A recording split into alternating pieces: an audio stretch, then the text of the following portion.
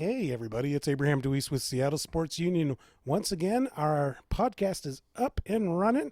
We are back from the Wazoo game. We're right here in Eastern Washington. Actually, no, I'm wrong. We're in Moscow, Idaho.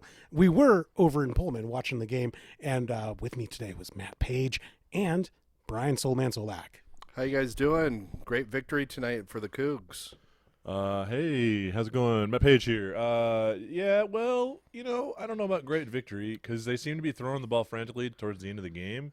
What was the deal with that, man? I mean, if you've watched Mike Leach and his offense, well, that's what they do. They did mix up the run a little bit more near the end of the game with their backups. Just pretty much a game one, lots of new faces.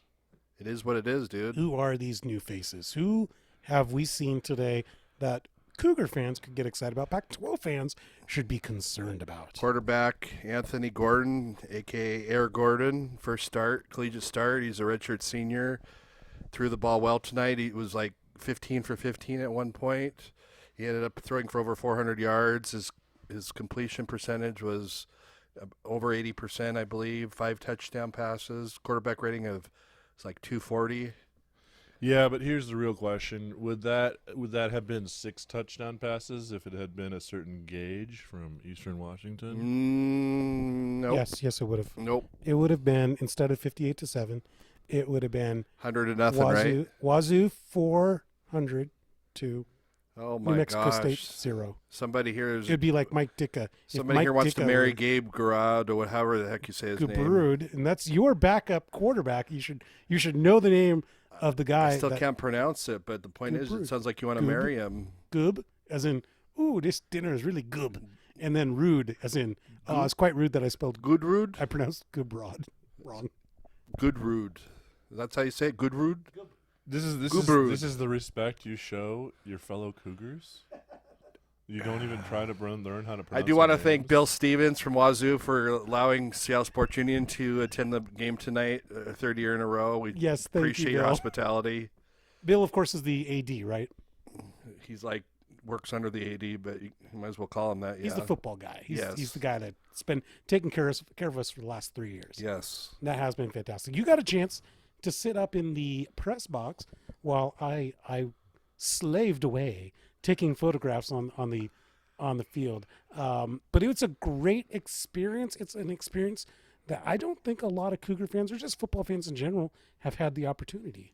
Oh, it's amazing experience. You're just up there. You got rules to where you have to be quiet. You can't cheer on the team, which is kind of hard, but I've learned over the last few years to keep it to myself, even though I do want to sing along with the fight song or cheer every great play, but you have to maintain that journalistic objectivity, you right? do, yes. Yeah.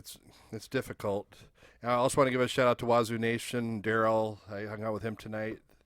They're our fellow what would I call them? They were Coug fans. They're fellow Coug fam. They do podcasts live every Tuesday night from Ocean Shores. All right. I experienced the game as a fan, bought a ticket and participated as a fan from the very, very, very, very last row up there. But I do want to say I was there about, I want to say 16, it was 2003, I think, when Carson Palmer came to town with the USC Trojans. Might have been earlier than that. And in triple overtime, the Cougs won out.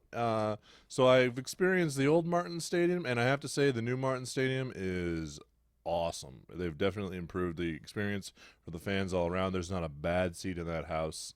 Top-notch viewing all around. That's a compliment from Matthew Paige. We don't get those too many, so take his word for it. Actually, I'll say this, like even a couple of years ago, there's been huge improvements. The concourses are a lot nicer. I was there a couple of years ago with you, Soulman, where, it needed the upgrades. The upgrades are good. I kind of feel like adding that beer garden in the back has been a boon to this experience. Oh, absolutely. But I never got to experience it like you guys did. But too busy being putting in the work up there in the press box. And eating the good food too. Gotta throw that in. Wait. What good food? Where's this good food coming from?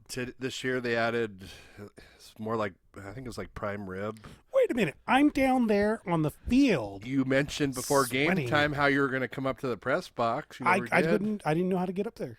Oh, My photographer pass, they told me to go down on the field and do my job. And I did my job while you're up there eating what, champagne and caviar? Is that- For the record, in the press suite at the Eastern Washington games, you don't get prime rib. Even in a big game like Idaho Vandals versus Eastern Washington, you get hot chocolate, coffee, and donuts. we had donuts too, 2 different kinds. 2 different And kinds. 3 salads and hot dogs Oh my and chili, coffee, water, soda. No What- beer though. What? Why are we putting up with this guy? I don't know, this opulence of Pac-12 football. Matthew, I think that maybe next year you and I will be sitting up in the press booth with our I'm down with that. our sirloin steak and our I'll put the vest on and go take pictures. yeah. You do that while I judge you from an eye. Hey, I saw you made the TV tonight. You're a star once again. Yeah, I had a bunch of friends kept sending me pictures of me on TV being in the way. Just like the Central Washington game. It was Eastern Washington. Yeah. Apparently, Sorry. Abraham has discovered a new talent that appearing on the sideline as a photographer during college football games. And he gets in the way. He gets in the way, and he gets on TV very regularly. So we have discovered his purpose in life, and now he can work on refining the craft.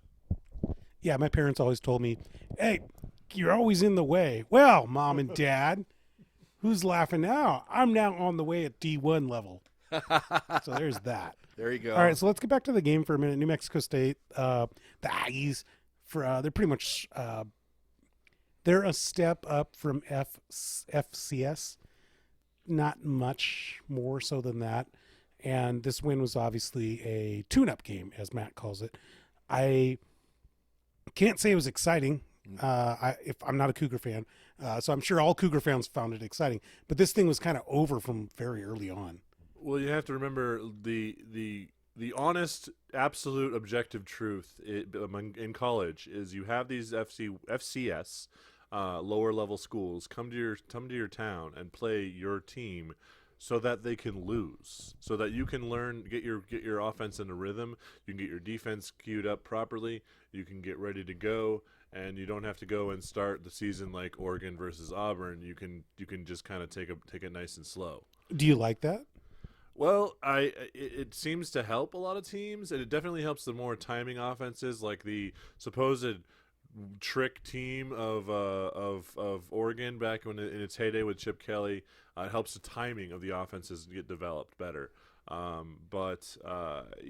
Essentially these teams, these colleges, they're paid quite handsomely to come and lose. It's pretty much a scenario where everybody's doing it, so why not do it? Is that the case, Solar or Matt? No, it's I guess, yeah. I mean, it's the way it's always been. Take advantage of the little town, and it isn't the way it's always been. well, the other thing is you have these kids who are playing for, throw out an example, Central Washington University, and they get a chance to go play Wazoo or UW. It's a great exposure for these kids to get a chance in front of real scouts, and they get to go play in a real stadium and have a great experience for themselves. And whereas they didn't qualify and weren't good enough to be on a Division I team, it's also a great chance for them to have a great a once in a lifetime experience sometimes. Okay, so instead of getting a swirly in 9th grade, you now get your underpants taken off in front of the nation. Wow, you and can't put believe up you went flagpole. there. Yeah, that sounds great, Matt. No. You go up there and you play your heart out, and you never know. So if you play center or offensive tackle for Central Washington University, maybe you get noticed by a real scout, and you're a senior, and you go play UW, and you're an amazing blocker, and who knows, maybe they come draft time and combine time, you get invited and you make it to the NFL. Yeah, and meanwhile, your D1 team gets a win. Nothing wrong with that. There is something wrong with it, though. I mean, it's pay for play, and that's not what this is supposed to be about. These colleges are running their entire, like Eastern, my team, like their entire football program will be run by playing UW, and it's about the money rather than about the competition. Yeah, haven't you been paying attention to the NCAA for the past 80 years? No, I'm not 80 years old, so there's I a have not been reason. paying attention for the last There's 80 a years. reason why South Park compared the NCAA to plantation owners and so forth in terms of student athletes being indentured servants or slaves, I guess. Oh, good. Then it sounds like you're agreeing with me. Or at least South Park is. Yeah, well, NCAA is all about the money. It's absolutely about the money. It's about the wins, and it's about making it to the college football playoff because that gets you a $10 million bonus or whatever for your program. So you want to get there, and you need to get there. You want to get where? Can I change the subject here, please? Okay, as long as we agree, Matt's wrong, and I want to talk about Wazoo's sophomore running back, Max Borghi. He's on that's right. That's what we were talking about. Wazoo. Yes. Actually, this was funny because he got the loudest cheer when the introductions happened. Did he really? Yeah. I did not hear that. That's awesome. Oh, when you're down on the field, you can hear a lot of things. This kid, he's Very loudly. he's from Colorado. He's sophomore. He's already on the Doak Walker nomination for the best running back at the end of the season. The kid can play. I call it right now. I'm going to tell you this. He's going to get up to 1,500 yards receiving, rushing combined, and he's going to get 15 touchdowns. And I want to stress that will be in an air raid offense. I don't care. The kid can play. No, I know, but the fact that he'd get that many yards and that Yeah. many touchdowns in an air raid offense will be remarkable.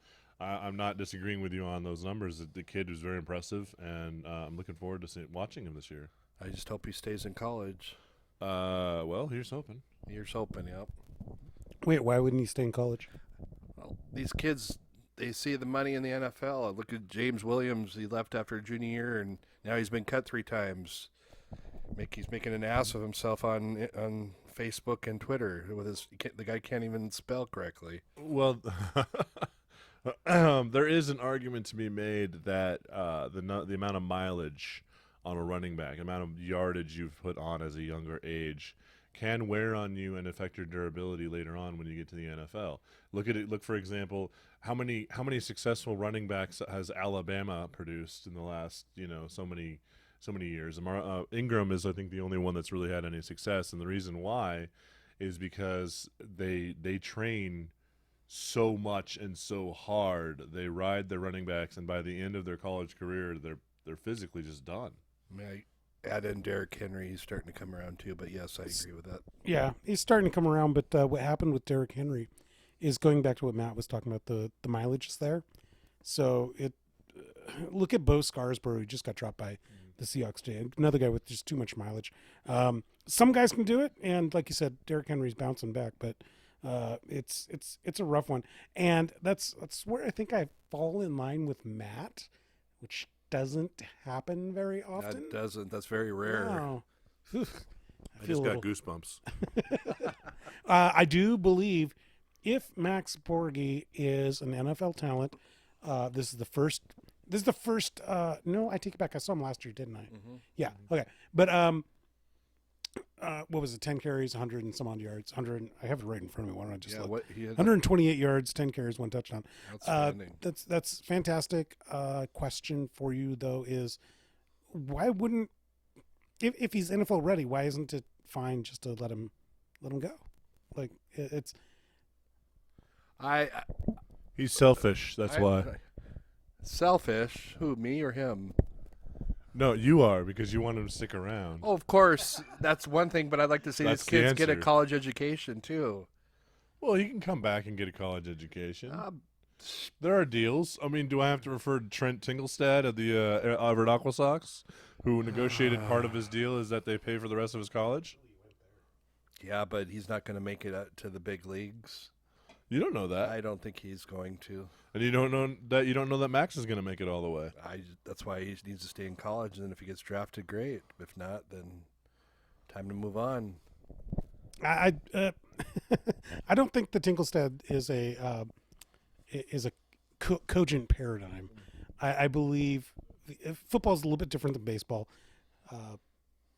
If Borghi gets drafted, there will be cash money in his hands in excess of what Tinglestad was, 26th pick? Yes. Yeah, it'll be in excess of what he can make there. And I don't know, it's fine. If he's qualified and he's draftable, he's got to go. That's my opinion. Let's go back to your boy, your quarterback, Anthony Gordon. Gordon. Air Gordon. That was what was hashtag. Boy, I think isn't Flash Gordon more? No. There's already a Flash Gordon. We're going Air Gordon. Oh, you're talking about Tom Gordon, the Kansas City pitcher? Yes. Okay. Who, by the way, D. Gordon is related to? Yes, son, right? Yes. Yeah. It's maybe nephew. Might be nephew. I think it's son. Okay, you could That's be another right. day. No, I don't know if I can go with Air Gordon. I'm okay with that for the first game. Didn't Michael Jordan have that name? He was Air Jordan, though. Yeah. Yeah, I mean, I think he has to earn it, and I don't think he's earned it. Yeah, I yet. don't know if one game you can call this guy Air I mean, Gordon. what are his stats for tonight? It was 29 of 35, 420 yards, 5 touchdowns. But I want to throw this out there. New Mexico State. Yeah, that's I the want catch. I want to see that from Air Gordon Against Cal or yeah, UW. show me against Cal. One of the top defenses in the Pac-12. Yeah, definitely. Yeah, if he puts those numbers up, we'll start talking. But did he give that nickname to himself? Yeah, I hope not. No. Okay, good, because the rule of thumb on nicknames is you can't give a nickname No, to we have a yourself. I just want to friend- make sure. We have a friend named Christy who tried to give herself a nickname. Yeah, and she was told that she can't have a nickname unless we give it to her or someone else gives it to her because Yeah. she can't make it up herself. And she was told by authorities, like, us. We told her. Yeah, we're apparently the authorities on that. So it's been said here and now, you do not get to make yourself a nickname. That's bestowed upon you. Okay. Like me being the soul man, right? Yeah, we allow it. We allow. I officially allow it. Matthew, do you allow it? I'll allow it. By the way, I want to give a congratulations to former Cougar Gardner Minshew, who made it as the backup quarterback for Jacksonville. Oh, that's cool. Did he? Oh boy! Who's the starter there these years? Nick Foles. Nick Foles, and only because of he's being paid a ridiculous amount of money. Minshew is actually very, very impressive. I was about to. That's what I was going to ask. Is Minshew showing a propensity to perhaps replace Nick Foles if Nick Foles stumbles? Absolutely. But you're talking about, too, how we played New Mexico State with Air Jordan tonight. Yep. Minshew's first collegiate game was against Wyoming. They're not much better than New Mexico State, and he threw for 3-something. You mean Wyoming, who just beat Missouri today? Was that Wyoming? Yeah. Well, last year, that's a different story. But hang on. Wyoming is in the Mountain West, whereas New Mexico State, I don't even know what conference they're in. Aren't they in the WAC? The WAC doesn't play football. Oh, yeah, you're right. I'm thinking of the baseball. That's what I'm saying. I don't know what conference they're in. Aren't they in the Mountain West? I thought they were in the Mountain West. I'll go to the internet to find out. All right, he's going to go search the tubes, the series of tubes known as the internet, and find out for us. But I'm pretty sure that they are one of the lower teams in the Mountain West. They have the New Mexico Bowl. They've been to the New Mexico Bowl before. Well, yeah, I would hope that they can go to the New Mexico Bowl. They're in New Mexico. Have they been to the famous Idaho Potato Bowl? No, not yet. Oh, man, because that's put on right here, isn't it? Yes, it Put is. on down the road here in Moscow, Is it Idaho. the Kibbe Dome or Kibble the Dome? Kibbe Dome. Kibbe Dome. Yeah, we saw it on the way We did. to Pullman today and waved at it, and I'm pretty admiring of it. And you're really getting lost in the details over here. I'm getting really lost in the internet here about the New Mexico State Aggies because they're independent in football. Oh, okay. That's the WAC Really? for baseball, isn't it? Okay. Yeah, okay, so they were in the WAC, and the WAC dissolved, and they just haven't found a home yet. Okay, so they'll wind up in the Mountain West sooner or later because that's kind of where everyone winds up. Well, I don't know, though. I mean, the Mountain West, don't you think they would have wanted them by now? Yeah, but I mean, I don't know. Maybe they don't want to expand just now, but they will. They want to expand. They always want to expand. Everyone wants to expand. The Pac-12 wanted 2 teams from Oklahoma. It didn't even make sense, but they wanted to expand. That's not true. The Pac-12 wanted Texas and Oklahoma, And as a byproduct, they would have been forced to take Oklahoma State, and at that time, it would have been Texas A&M, which isn't a bad haul. No, it would have been Texas Tech, not Texas A&M. Okay, that was bad. That would have been bad haul. No, but they went to Texas, Oklahoma. I mean, and that in and of itself is the big power play there. But what would New Mexico State add to the Mountain West? I can't think of a dang thing. Well, here's a question for you: What is regular New Mexico add to the Mountain West? They've been to the New Mexico Bowl too. I'm sure. Yeah, Matt, they've been to the New Mexico Bowl. No, what I'm saying is, okay, you already have one team from the New Mexico market. Why would you add a second? It's the reason why the Pac-12 did not add. Well, there's many reasons why they didn't add BYU, but they don't need the extra customer base. So you're saying that the Pac-12 should just get rid of, I don't know, USC because they already have UCLA, and they should get rid of Arizona because they have Arizona State. False equivalency. That I don't know how you can even compare USC to New Mexico State. Well, I'm saying USC is in the second largest different city in media America. markets. They're different media markets in New Mexico. The second largest media market in the country versus New Mexico, which I don't know, like even the aliens from Roswell can't find that state. No, That's why they crashed there, because they couldn't figure out where. What is this state? Is this? it's the land of enchantment. And secondly, I'm saying forget the USC comparison. That was just That was a really bad comparison, though. No, it was taking your argument to an absurd level. But for real, you have what Albuquerque and you have Santa Fe. Yeah. Those are two different markets. Two tiny markets. They're not that big, no. But Those they two would towns are add- probably smaller than like Ventura Okay, County. well, San Jose State is really bringing them in. Let me tell you. Yeah, Pac-12's not bringing in San Jose State. No, but the Mountain West is, and that's the conference we're talking about. Yeah, but the Mountain West needs penetration into the California market, and that's the best they're going to come up with. Well, they have San Diego State as well. That's the best they're going to And come up Fresno with. State. I think it's time for a topic change here. Even though UW doesn't let us cover them, I want to give a shout out to them today for winning. It was Jacob Eason. I was impressed by the highlights I saw. I saw him in high school throw a 70-yard pass against Cascade. I knew he was something special. But I just want to give a shout out to the Huskies for winning. What school did he come out of in high school? Lake Stevens. Oh, Lake Stevens. Okay. So there was a UW game. They played a Division II opponent. Not Division II, the it's Division quarterback- One. It's FCS. It's Football Sorry. Championship Subdivision Sorry. of Division One. It is not Got Division it. Two. Stop calling it Division Two. I It is stand- not Division Two. Central Washington's Division Two. I stand corrected. Yes. Okay, Well, I'm sitting, so there but was a you sit University corrected. of Washington game today located in the Montlake there in the beautiful Washington Stadium. That is the best place in college football for a stadium. I freely admit, being an Oregon fan, I freely admit that. So there was a game played by University of Washington against an FCS opponent, and the quarterback's name was Jacob or Jake. Why am I not surprised? Yeah, because for the last 15 years, all quarterbacks from UW have been named Jake. So is that part of the recruiting process? Do they have to be named Jake? Is that like, I mean, okay, well, we're not. Oh, there's this great guy in Georgia we should check out. What's his name? Oh, Steve. Oh, well, we can't talk to him. We got to go talk to this guy in Idaho named Jake. Yeah, no, actually, I heard Chris Peterson's recruiting Jake the Snake Roberts. Not because he can like play football. Just he's named Jake.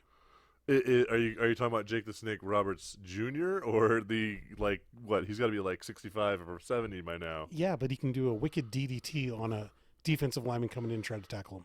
Can he physically still do that? Yeah, because he's doing DDP yoga now, and so he's actually very healthy. You didn't know about this? I did not know about Yeah, this. he turned his life around. He's doing DDP yoga, and he doesn't drink. He doesn't do drugs. He still curses and he still yells at children, I think. But Well, the children have it coming, I'm sure. Does he? I'm sorry. Does he have a snake still? I don't know. Maybe he had to give up snakes. On a slightly different note, how about Jake the Snake Plumber? Why don't you guys bring him back? He at least has quarterback experience. We can't afford him. He won the lottery twice, and there's nothing for us to give him. Anyway, so Anyways, getting back to the UW game, yeah. So UW beat the ever living snuff out of an FCS team, Matthew, called Eastern Washington University. That's my college. I believe we've seen their games. Yes, we have. And we're going to go see them again on October 12th over in Cheney, Washington. And they're going to play Northern Colorado. By the way, Northern Colorado is the opponent for your Wazoo Cougars next week. That's right. It should be an easy victory.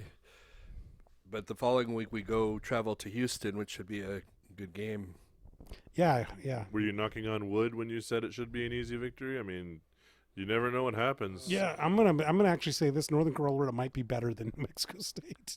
Final score 55-14 there. So they'll score more points than New Mexico State, but it's going to be a blowout. Now, if you had Gage Gabrut, it'd be final score 170 and to 2. So they wouldn't need to frantically throw the ball like 40 times in the last fourth quarter when they're still up 45 points. That's their offense. Ooh. Oh, my goodness. I think I hit a sore spot. You there. sure did. So I'm just, most teams, you get up 50 points, and you tend to just relax a little bit and start running the ball and milking the clock. You don't throw 40-yard pass plays. Have you not watched this team? The offense, that's what they do. I'm not involved in this.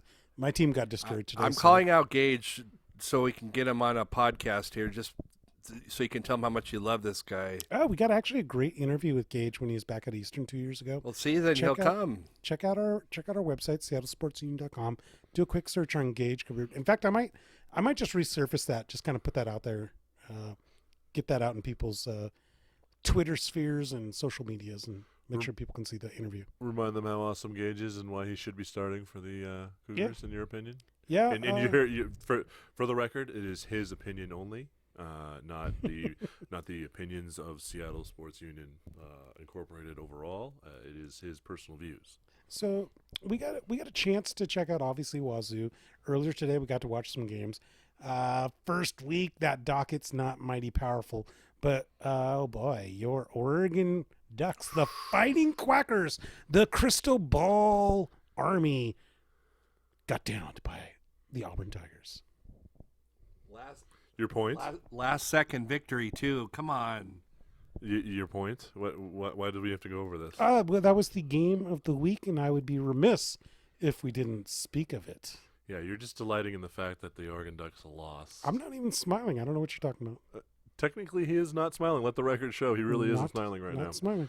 Smiling on his inner self. Okay, yeah.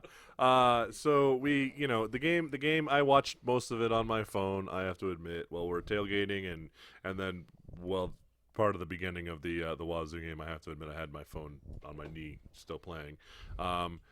Oregon started out really very impressive, but what happened was the Auburn Tigers defense dialed in and put a stop to our offense, and that then just wore us down. And I believe Soulman, you had a thought on this game. I think your coach blew the game with his lousy, stupid timeout calls. Okay, so what happened here? I'll have to explain. Excuses. No, I'm just going to explain the situation for people who didn't know. I'm going to explain go the ahead. situation. I'll listen. What happened was Herbert got hurt. That's the future number 1 pick, apparently. Probably the future. He's going to be a top. He'll be a high draft pick in the first round, probably of the NFL draft next year.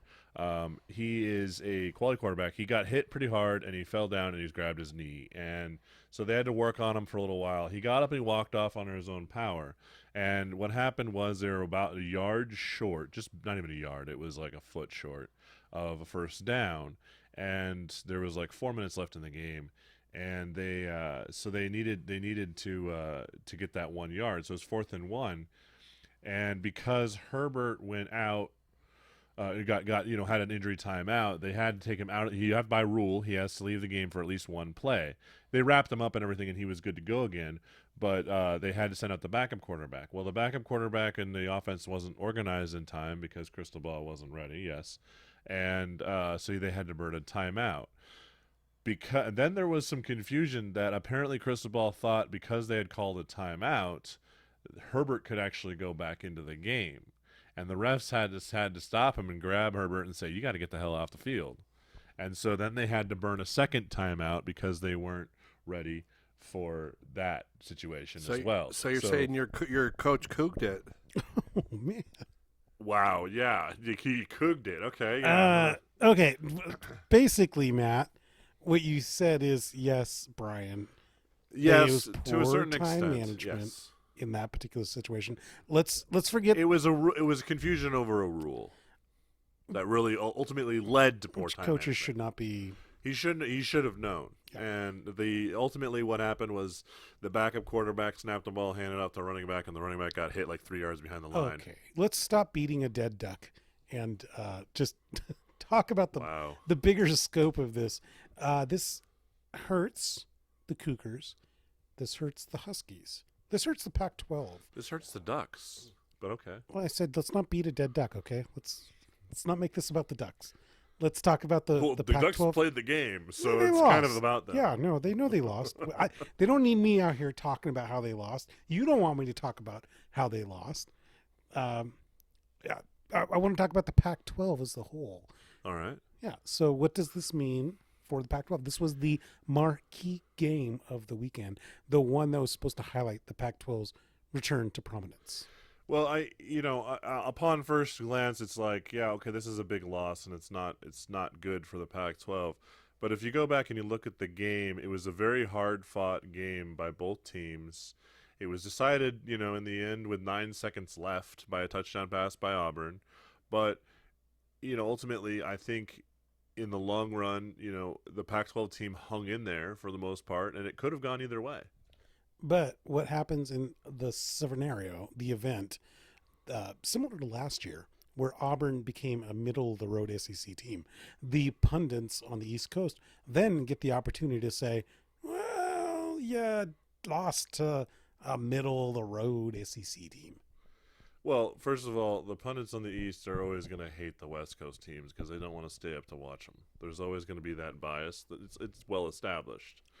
But there's not much Oregon can do about that except turn around and win and win and win. And same with all the Pac-12 teams. All they can do is move forward from this point, and so they're going to just try to win out. But this doesn't operate in a vacuum. It's not just that the East Coast media doesn't stay up and watch Pac-12 games. That is true. But the Pac-12 have not, in the last, I'd say 5 years, done any favors for themselves in winning. Look at UW. We can look at my other team. We can look at UW. They have not won 3 bowl games in a row. If they win one of those, it really helps. It really helps a lot, and they didn't do it. Okay, sorry, I had to yawn. Yeah, you're putting me to sleep because am I you're just lulling me to sleep. Oh, sorry. We'll talk about the Ducks again. Yeah, no, hey, Ducks. Okay, I'm awake now. No, you're correct. The Pac-12 has been kind of embarrassed lately, especially in bowl season. I think was it not last year, but the year before that, where we were like 1 for 6 or whatever. Yeah, it was 1 for 6, and then last year wasn't that much better. Much better. It was like 2 for 6 or something like that. Yeah, I think it was Oregon and Utah won. Oregon and Utah, yeah. And Oregon's win was 7-6 over Michigan State, and it was the worst bowl game to watch. It was so bad. But I believe every other team blew it all. Yeah, every other team blew it, and we haven't done ourselves any favors comparing ourselves to the rest of the country. I agree. Big Ten's been fierce as usual. They had some really good games that they won this weekend, and the SEC of course is always the SEC, and the ACC has Clemson, and I'm sure there are other teams that are in that conference. I said this wasn't going to happen. I ended up watching ACC football again this week. How does this keep happening to me, Matt? Why is there ACC football on my TV every week? Because it was Boston College versus Virginia Tech, and that's usually a pretty good game. That's usually a pretty good game every year. And I always like to root for Boston College. I don't know why. I have a soft spot for Boston Well, College. I kind of feel the same way about And I had the control of the remote, so. But I kind of feel the same way about Syracuse. I like Syracuse. I don't know why. For some reason. Maybe it was Donovan McNabb. The Orangemen. Yeah. I like that. So in summary, Oregon couged it today because of their coach. I don't think they cooked it. I think they did something uniquely Oregon-esque. I appreciate that term. Yeah, like if they were a doctor, I'd call them a quack. Okay. They are quacks. Matt's not responding to this. We're trying to talk about your Ducks. Well, you both have the microphones, and not me. Yeah, okay, they ducked it. I don't know, whatever. I mean, For once, it's, say Coug did. That's fine with me. Yeah, but they cooked it. It happens though, and the reality is it's one game. The rest of the season's ahead.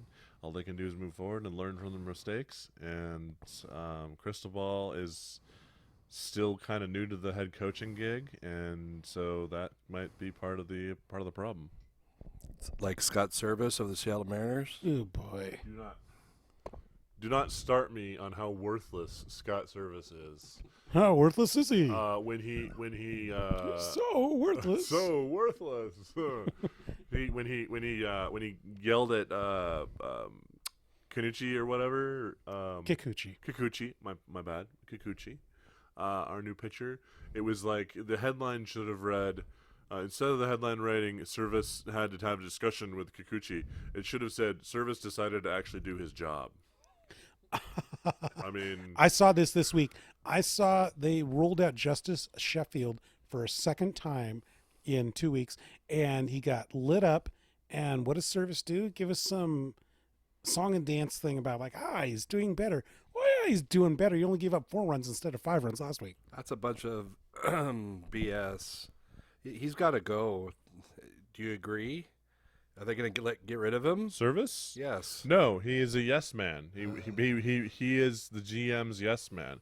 It's like Bob Melvin working for the A's. He does not have any input. The GMs tell him who to start, and he does that. But Bob Melvin has over 1,000 victories as a manager. He's a good manager. I don't think he's that good, but he's a good manager. He has 1,000 wins because he does what the GMs tell him to do. He's got 2 Manager of the Year awards.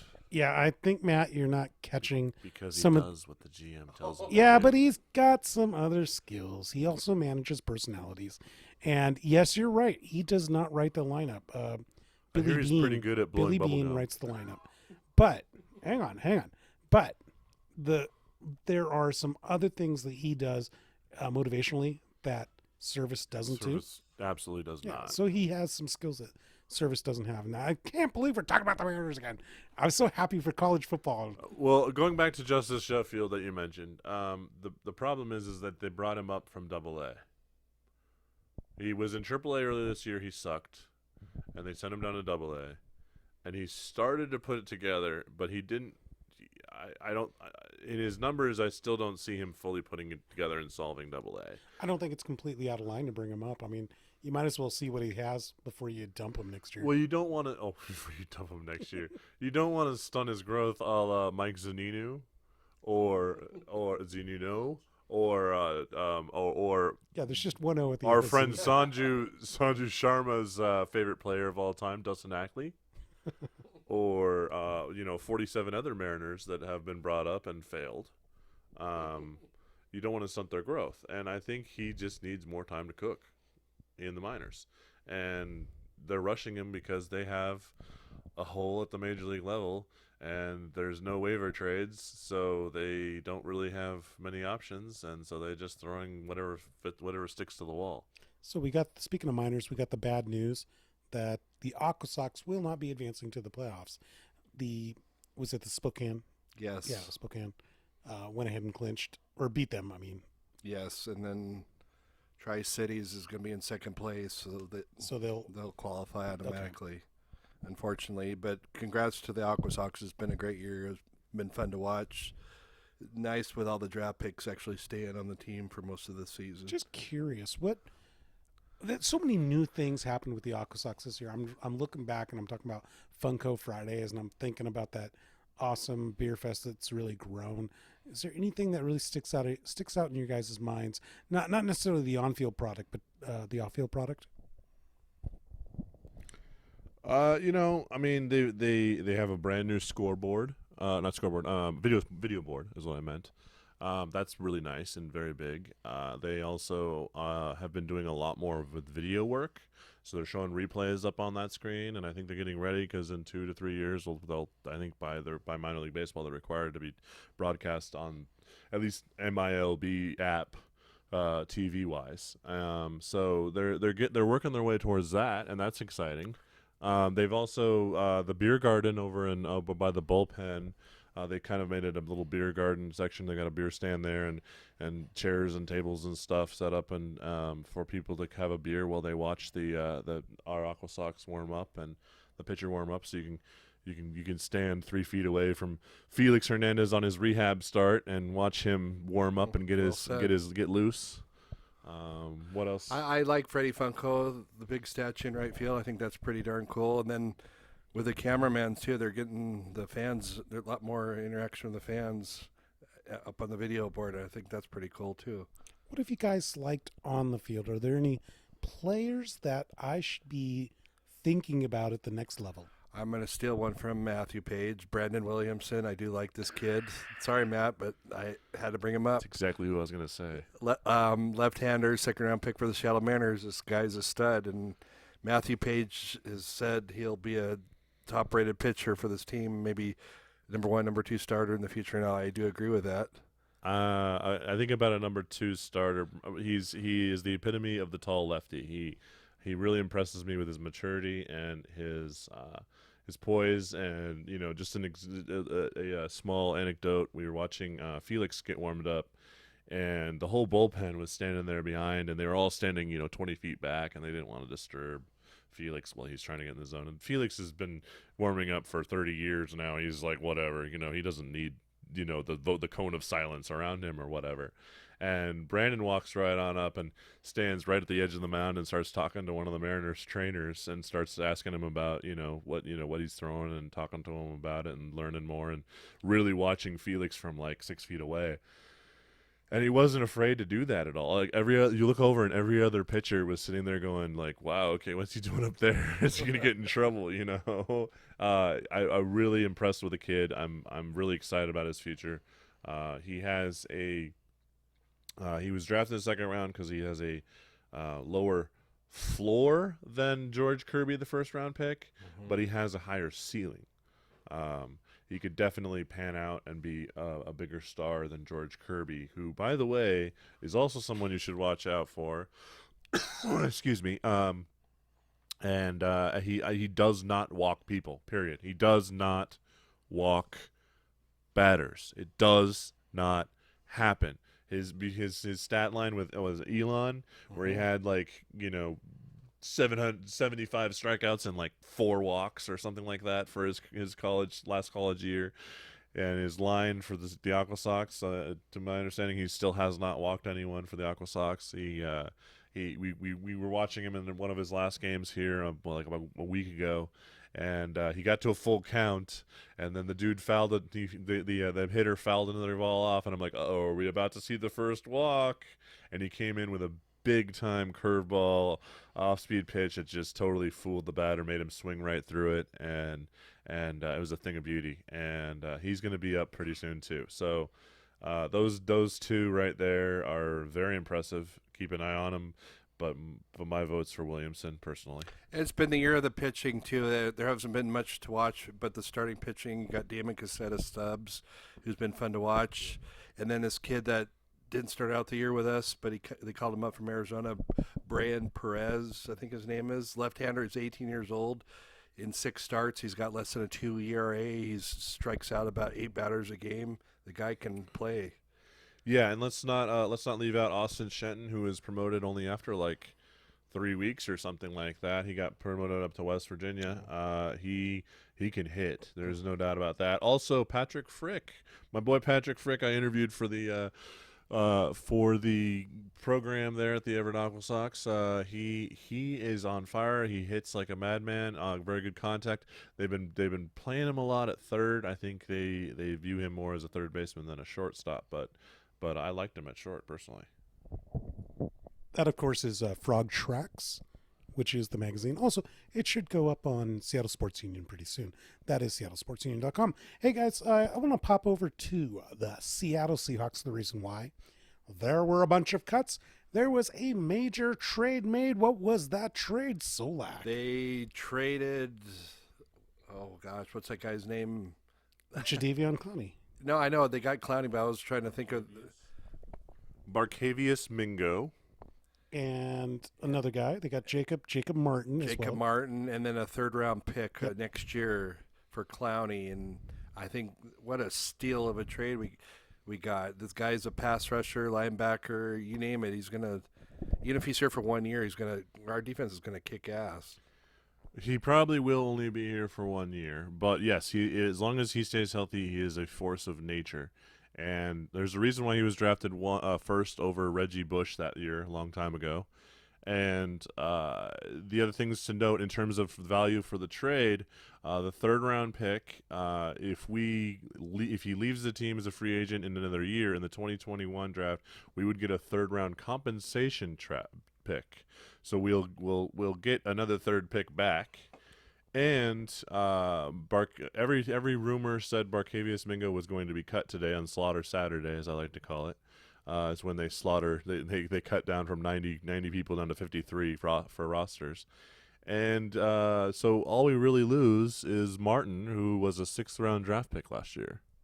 Yeah, I believe I was mentioning to you this morning when we saw that trade, Jacob Martin, in my opinion, and a lot of pundits, rate him kind of at that C level, so a solid C player, a guy who should be on an NFL team, can contribute, but you're looking at Jadaveon Clowney, who's an A player.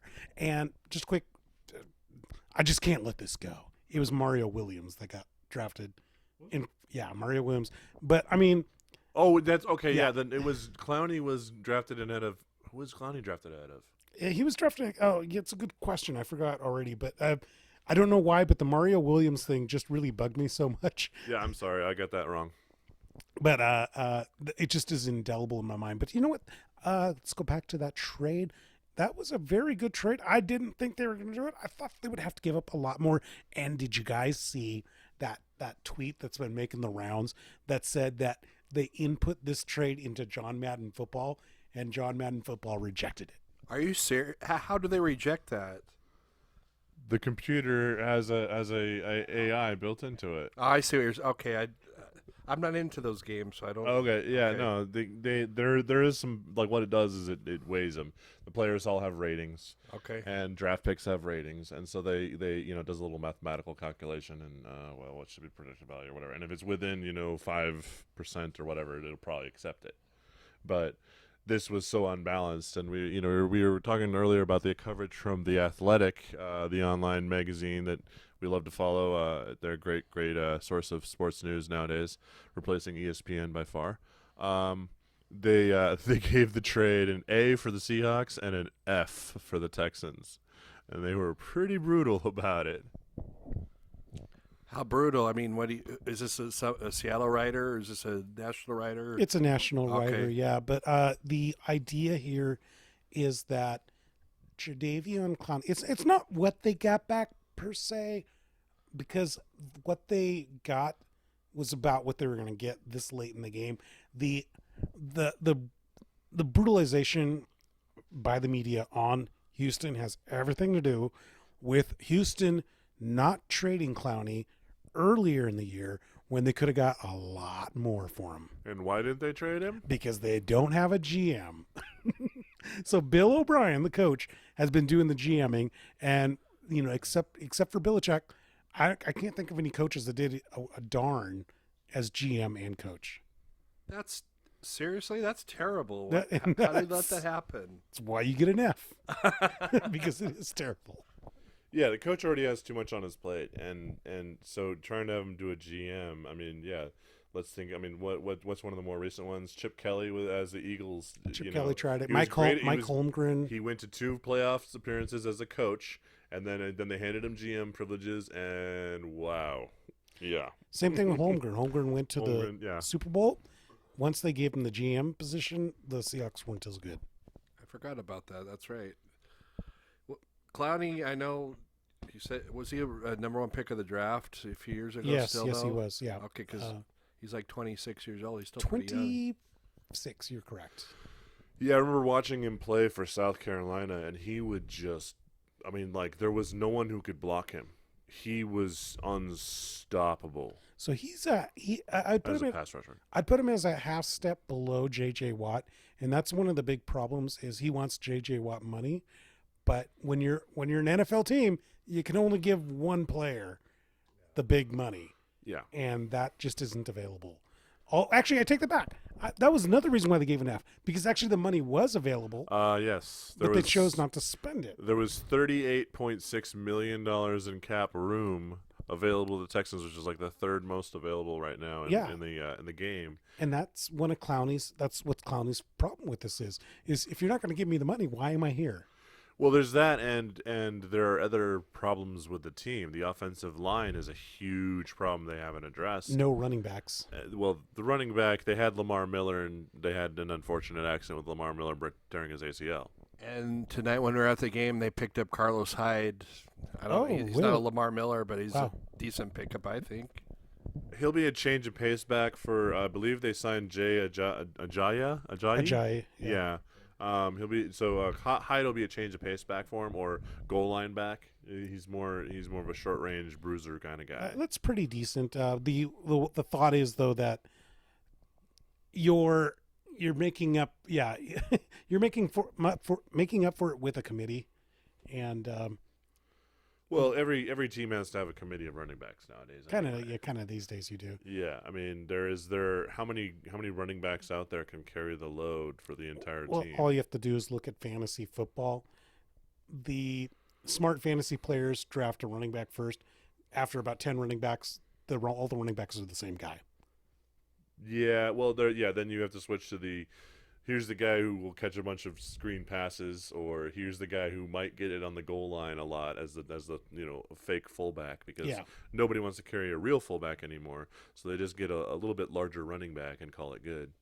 Guys, I want to close up with some of the shocks that we've seen. What's that? The cuts. Yes, the cuts. What did you guys think about some of these cuts? For example, Curtis Marsh is gone. I was shocked. I thought the guy's he's doing Cassius better. Marsh. Cassius, yeah. His dad was Curtis. That's okay.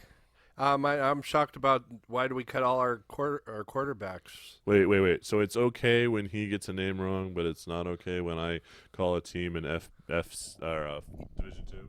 Yeah, that's right. That is exactly correct. My name is on this show. It's fine if I get all my facts wrong. All right, just clarifying.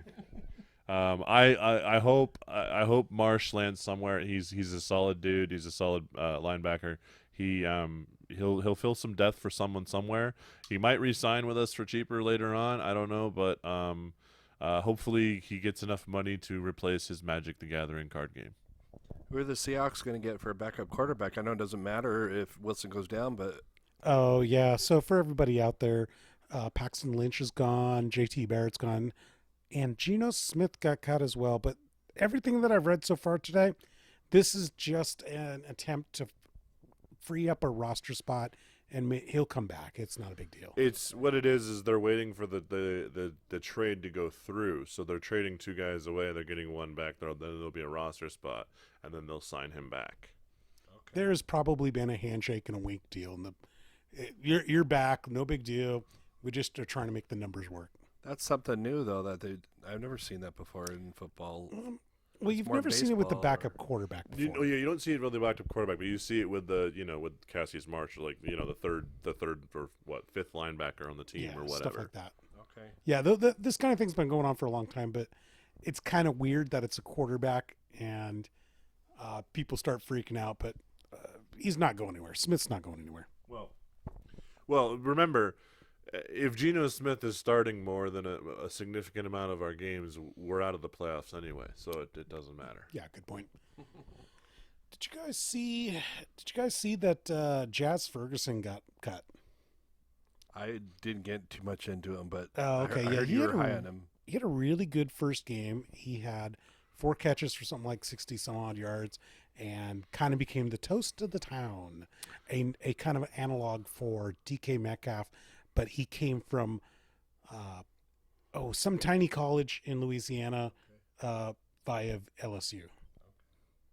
got kicked out of LSU. And Yeah, that's the dude who got kicked. Yeah, he got it's kicked out Northwestern State out of Yes, Louisiana. yes. I liked him. I liked the flashes we saw. He needed some work. But the problem is we drafted, 4 receivers? We drafted 3 receivers in the draft, and then we also, signed, 2 or 3 in the undrafted stage. Yeah. So there were just a matter of too many receivers. One of those guys undrafted was Terry Wright, and he kind of went ahead and took a job, kind of like 7th-round draft pick John Ursua, who may have just taken a starting position. I really like this kid. I'm excited for him. He's impressed me left and right. He's everything that I'm hoping Gary Jennings will turn into when I actually see him play and actually appear on the field. Yeah. Who, by the way, also made the cut. They aren't ready to give up on him. They like him in camp, so they kept him on the roster. Are you guys digging that the Seahawks went ahead and kept Rashad Penny, CJ Procise, and obviously Chris Carson, and this Belmore, the fullback guy? No, they cut Belmore. Oh, did they? Yeah, they cut the fullback. So no fullback. And they kept there's a different running back that we kept. Someone that not Turner. It wasn't Xavier Turner. It wasn't Bo Scarsborough. Did they cut J.D. And McKissick? it wasn't. Yeah, they cut J.D. McKissick. Who'd they keep? They kept one other person on the running back roster. There's 4 running backs on the roster. Fascinating. I'm trying to remember now. I mean, the cuts. It wasn't easy today. They didn't just release one big list of cuts. It was like a it kind tweet. of trickled out. Yeah, it was a tweet here. It was a tweet there. Because they want to meet with the guys and tell them in person and say, sorry, dude, we hope you find somewhere else, or maybe we'll try and sign you to the practice squad. Does it surprise you? Does it surprise you that they got rid of Deshaun Shedd? A little bit. I am kind of surprised that they went with so much youth back there. He offered some real good guidance, some depth of knowledge. But there is the consideration of how much money he wanted to pay, and we were there was another casualty for salary cap back on the wide receiver spot of Brown. Oh, Jerron Brown. And he was strictly just a casualty for salary. Yeah. So they were already tight on salary, and they had to figure in that they had to add Jadaveon Clowney. So, they had to make some cuts somewhere. Yeah, I guess some of these cuts did have to happen just to make that money part of it work out. Breaking news: they kept Travis Homer. Out of Miami, University of Miami. He had an amazing 3rd game? Yes. Was it? Yeah. He impressed me. I really liked his work ethic. So final thoughts, guys, on the trade for Clowney and the cuts. Do you feel more confident, about the same, or less confident than you did yesterday going into the regular season? I'd have to say with the addition of Clowney, if he stays healthy, him and Ezekiel Ansah on that line, and then Jaron Reed when he gets back, we'll actually have a defensive line now. That's pretty scary.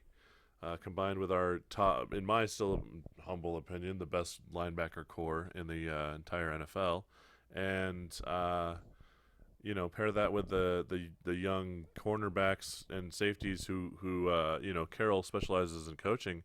I'm feeling a hell of a lot better about our defense. Our defense was a big question mark for me. And while I'm not happy that they kept Procise in particular because of his injuries, and he's always injured, in general the offense looks good, and I'm excited to see them play. How about you, Soulman? I'm more confident because John Schneider's the best GM in the league, in my opinion. Or obviously he's not the best, but he's probably the top 3. And everything that he touches, he creates gold. The guy's just outstanding. So I see us getting 1 or 2 extra wins from yesterday with this trade today and these cuts. If we can stay healthy, we're gonna challenge those Rams for the division. I wanted to add one last note, and I have to give credit to the Athletic here. It's from they added the note about Clowney. He may have been rated 18th overall in his position, but when he's on the field, numbers are drastically different. He is a difference maker up the middle. He disrupts things, and he makes the players around him better because the offensive line has to deal with him. So it's one of those situations like when the Seahawks traded Max Unger and got nobody at center, and we averaged 8 yards per carry when Max Unger was on the field, and we averaged 4 yards per carry when Max Unger wasn't on the field. Hey, let's see. Maybe there's a guy there that's really effective. He may not be, get the stats that grab all the headlines, but obviously he's doing something right. And really quick here, I'm going to make another prediction just because that's who I am. Jaron Reed is going to be traded after he gets back. They need to move on from him. We are holding you to that. Please do. Okay, guys. I just want to. I forgot to give my opinion. I think the idea that the Seahawks are 1 or 2 games better. Yeah, I'm on board with that. I'm going to buy that, and I want to let you guys all know this has been really good experience for Seahawk fans. There's a lot more. From everybody I speak to, there's a lot more excitement. There's a lot more confidence, and maybe the wheels might fall off. Who knows? But it's fun to go into this instead of worried about are they going to run all over us? Are they going to throw all over us? Can we get any sacks? Now I'm feeling pretty good defensively. Remember, there's a reason why they play the games.